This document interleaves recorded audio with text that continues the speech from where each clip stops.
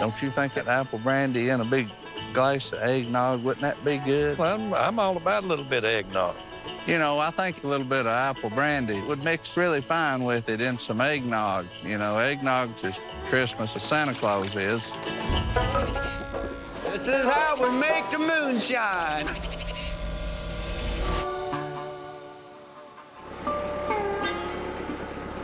All right, hold on. Let me lay it back. There you go. Perfect, perfect. In the woods of central Virginia, with a windfall of apples at their disposal, They smell good, don't they? Tickle and the Laws mash in for their first ever freeze distillation. You want to grab his grinder over here, Kenny? Yeah. I ain't never seen one like that before. I ain't gonna lie to you, I thought it was a leaf mulch or something like that. Josh brought us a whole lot of apples when he come to help us build our still site. All right, turn him on. So we're gonna make us an Applejack. Applejack is a form of apple brandy, but instead of using a heating distillation process, we use a freeze distillation process. Hold on. Unplug it. Yeah, Look at that. That's our applesauce. That's good, too. that's the finest leaf blower I ever seen in my life. See that right there? Work off quick. I've got a grinder that I normally use to grind up my apples, but it leaves bigger chunks. So I found this grinder, it grinds it up real fine like applesauce. And I'm hoping by doing that, we'll extract more flavor out of it. Damn, that looks good, man. Applejack, baby, Applejack. Applejack, referred to as America's first spirit, has a history older than the country itself. First produced in 1689 by William Laird, a Scottish immigrant who settled in colonial New Jersey, Applejack became so popular that George Washington lobbied the Laird family to provide their homebrew to the troops of the Revolutionary War. Robert Laird, William Laird's great-grandson, served under Washington in the Continental Army and went on to incorporate Laird's and Company, creating the first commercial distillery in American history. Remarkably, George Washington is not the only American president associated with Applejack. In the 1830s, Abraham Lincoln, long before he became a politician, served it as a tavern keeper in Illinois.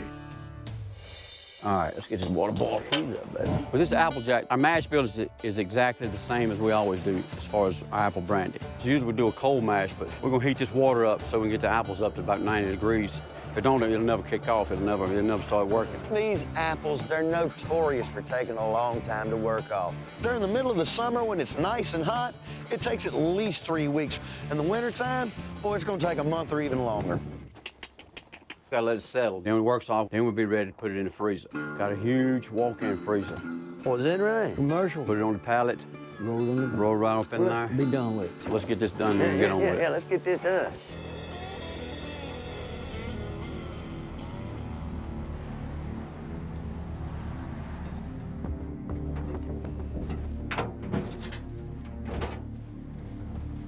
Come on back.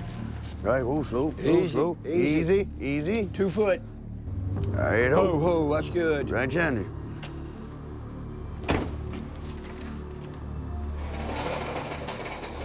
Ease her down. All right. All right, you can beat that. All right. Don't know if this pallet jack gonna fit through that door, is it? Yeah. Yes, it is. All right. You got it? Yes, sir. Let's get the other one. Oh, we Oh, go. yeah. Heavier than you think it is. Yes, it is. Damn right it's heavier than you think That it is. liquid gets heavy, don't it? The walk-in freezer he's got right here, it is the perfect size for 2 barrels. I'm gonna have to say that maybe overnight we come back and check this stuff. I really think we're gonna see some good results. Got to right here's the chisel and the bar. Let's see what we got going on. Here you go. She's froze. She's froze? Yeah, let's take this out. Froze solid? All right. Pretty good, ain't it? Yes, sir. She's froze up pretty good. Yeah, look, that one's even fuller. The damn temperature too cold. Ain't but one way to find out, right? Get the C4.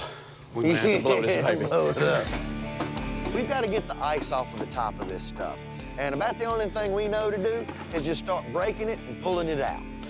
Oh man, I got a bite. You got a bite. Go on ice fishing, huh? Alaska fishing? Yes, sir. Taste this, it tastes a little bit better. Ooh-wee. Does it? Seriously. Taste that apple? I think you can taste You the can. apple. Yes, It's sir. good. Yes, sir. We gotta extract this ice, throw it to the side, because that's water. Now we got the alcohol. And you can tell right away the alcohol is there, but it's not as strong. We're gonna have a total different market with this freeze extraction. You know what, Kenny? Yeah, man. I ain't never in my life thought I'd be making liquor with a hammer and a chisel. Totally opposite. All right. God knows that's cold. We're on the right path here now. This is just the first freezing. By the time we do it a couple more times, we'll get more alcohol out of it. We'll have less yield because we're gonna get more water out of it each and every time, but it'll be stronger and stronger, and that's what we're looking for. We can really see that the apple is concentrating. It's got a really good flavor to it. I think if we freeze this stuff a couple more times, we're gonna have a good finished product. Man, it is cold in here. One thing for sure, she's froze, ain't she? Pretty solid, ain't it? Yeah. There we Right, go. dude, didn't you, man? Finally.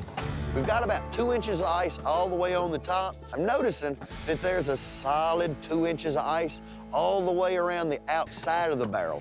This is looking even better. One more time, might get it. Well, about all we can do is throw it back in the freezer and see. I tell you what, before we do that, you know, let's get us a little sample. We'll draw off a couple of jars. I see. Look at there. Damn, that looks good. Yeah, it's looking pretty good, looking pretty good. Beautiful. So I brought several jars. Sounds good. All right? Sounds good. All right. This is amazing. You know, I never dreamed of doing a freeze extraction. I mean, freeze the water, get rid of it. What have you got left? The alcohol. It's amazing. And I can't wait to get this thing and see what people are going to think of it. So far, I'm loving it.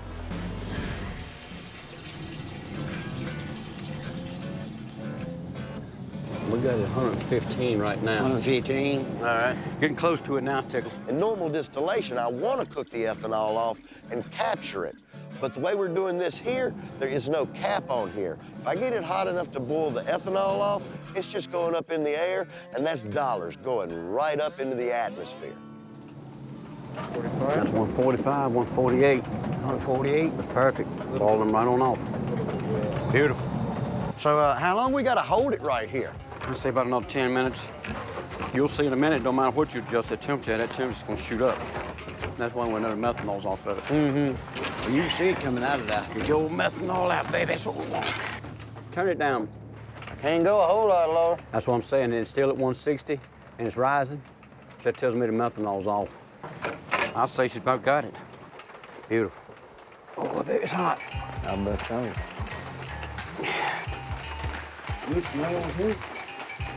A little bit milder, seems like. Smoother, too. Not quite of a bite to it. I think we got a winner right here. I do too. You gonna test it tonight? Ah, well, if I wake Well, up let's being try able to through a screen door in the morning, I'll know it ain't no good. Well, You know, when we distill, we end up with about 10% of what we put in our mash pot. And with this freeze distillation, we wound up with much, much more. We wound up with 20 gallons at about 40 proof. Now, it is a lower proof, but along with that lower proof comes a flavor profile that's just out of this world. I think this is gonna open up a whole new market for us. On a cold and rainy day like this, I might just go home and drink some of this stuff hot. You it know might what? be better warm.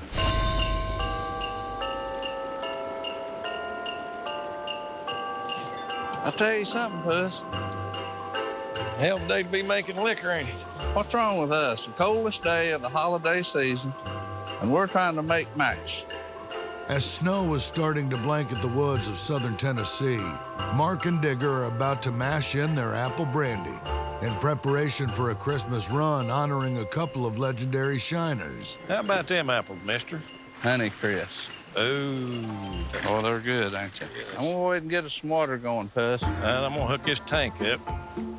We're making a little run of mash today because Christmas time is coming. You know, Mark and I are quickly becoming the old timers in this craft. And I need to thank these old boys for setting the standard for what we feel like that a true moonshiner is. You know, they were gentlemen. They worked hard. They raised their families. Hope this thing works. Yeah, boy. We ain't doing no cooking or nothing for them. We're just gonna have a little We're just reminiscing. gonna have a little reminiscing. It's just gonna be us talking about the old days. 10 years ago, Digger, me and you was so full of ourselves, we're all we thought about then. Oh, we was belly full of liquor and beer and Yeah, and you know, we didn't nachos and hot wings. we didn't really worry about heritage and traditions, but these are the guys that set the bar for us. Well, yeah, 15, 20 years ago, we felt like we knowed more than they ever possibly could have. Yeah, they ain't no way they're as smart as us. I mean, them damn headlamps there ain't doing you no count, are they? Huh? Getting cloudy all of a sudden. So let me ask you this. If we're going to have them here and we're going to do a little run and a drink, what do you say that we maybe make us up some eggnog? Don't you think that apple brandy in a big glass of eggnog, wouldn't that be good? Well, I'm all about a little bit of eggnog.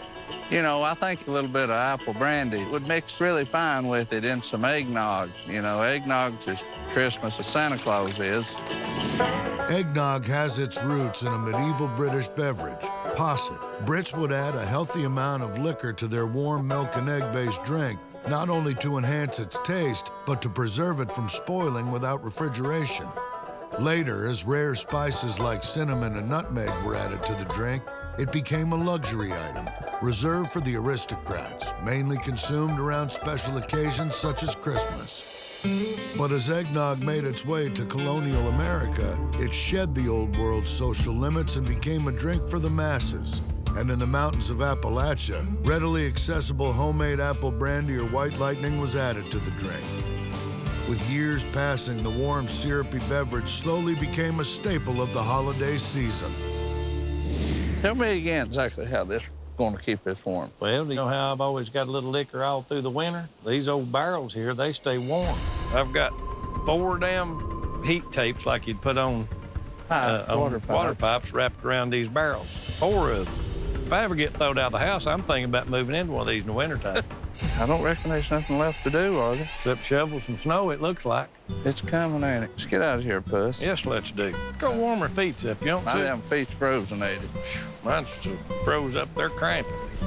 I present to y'all the Arkansas Black Apple. I don't think I've ever seen an apple with skin that's quite this dark before. I hadn't either. What's different about this apple than any other? Now, these apples right here, when they first grow out, they turn out red. But the more you cool them and store them, the darker they get. Now, the Arkansas Black Apple is one of the most resilient apples that you can get. And the more it ages, the sweeter it gets. So these apples are a prime premier product for some good brandy. As it's doing its curing process inside the skin, it starts breaking down that apple and bringing out different flavors out of it that no other apple has.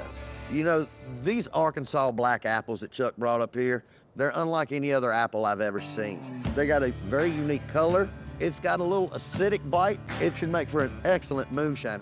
What y'all think? All I can say is we ain't mashing them in yet. We'll give it a shot anyway.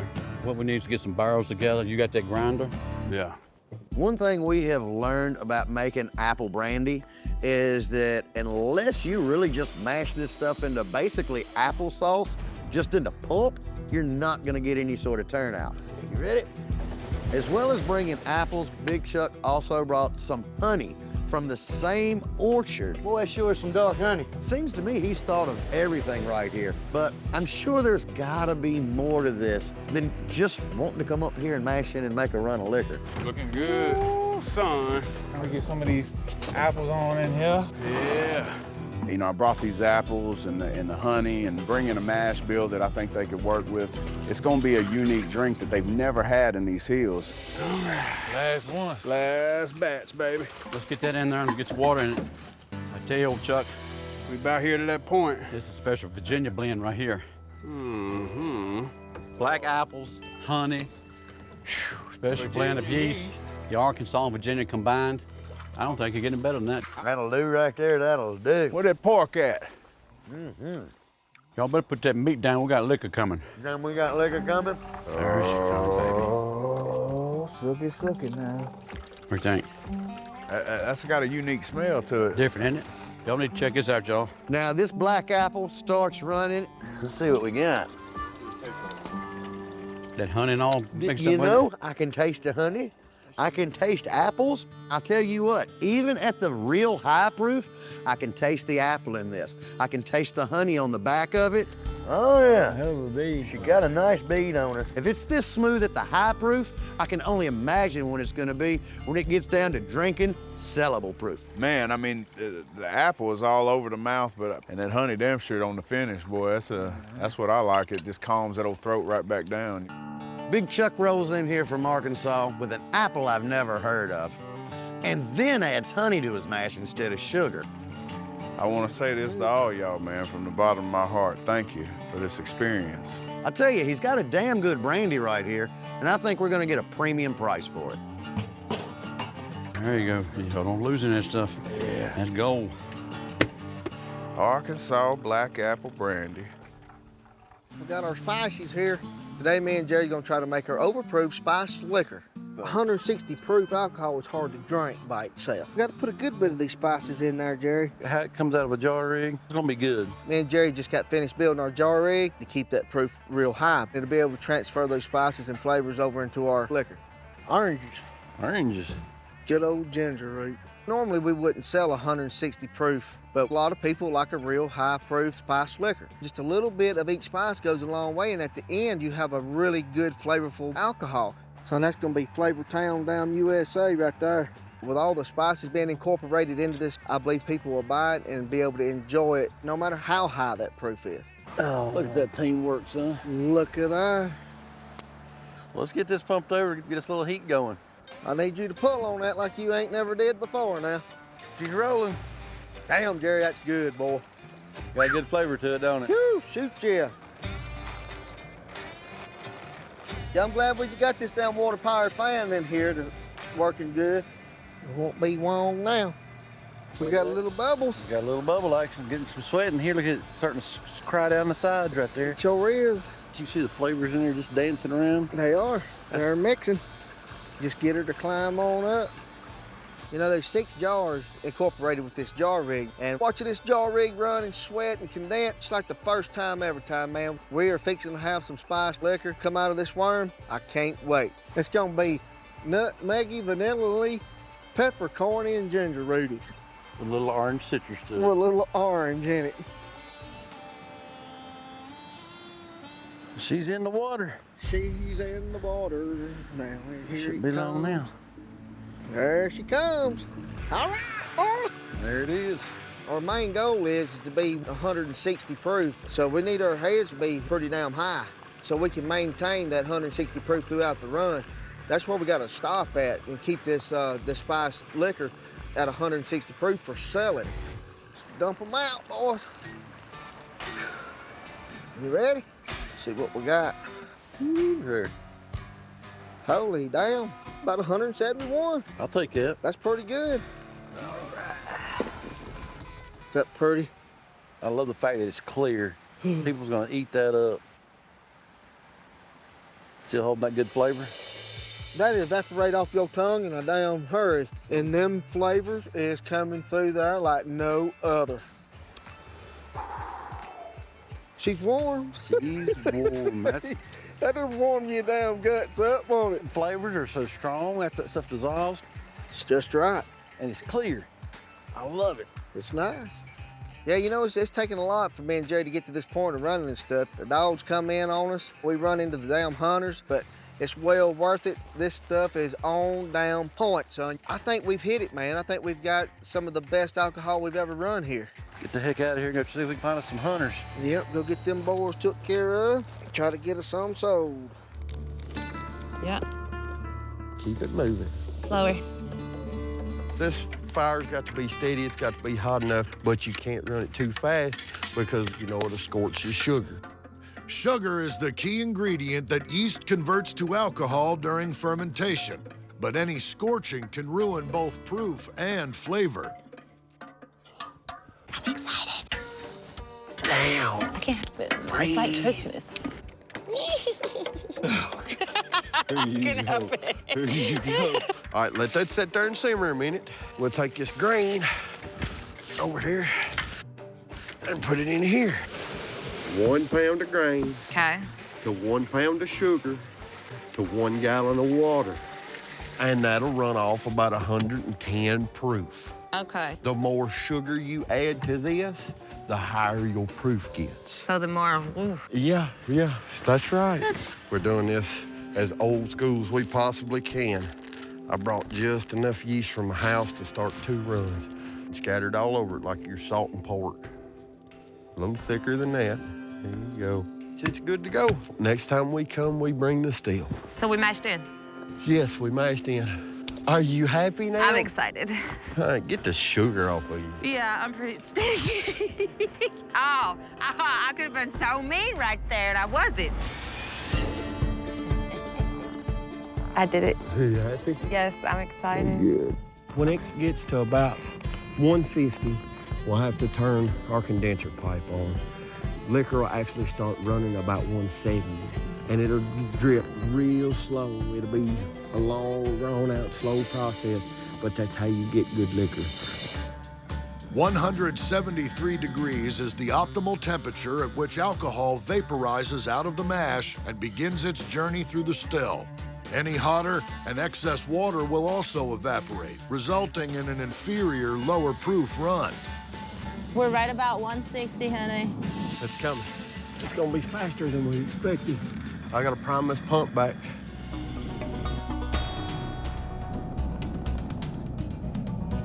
Now smell that. There you go. What's that smell like? That is really, like, seriously stout. That's really... the head. Wow. Yeah. Back in Kentucky, Chico and Sandra have finally put one up on the scoreboard. First jar. I know. I think we need to try it. Now they're anxious to see if their moonshine makes the grade. Ooh. You can smell it. That's smell grain. the corn, yeah. That's grain.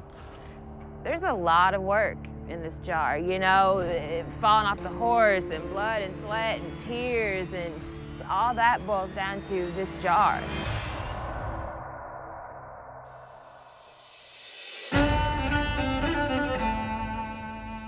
It's loud.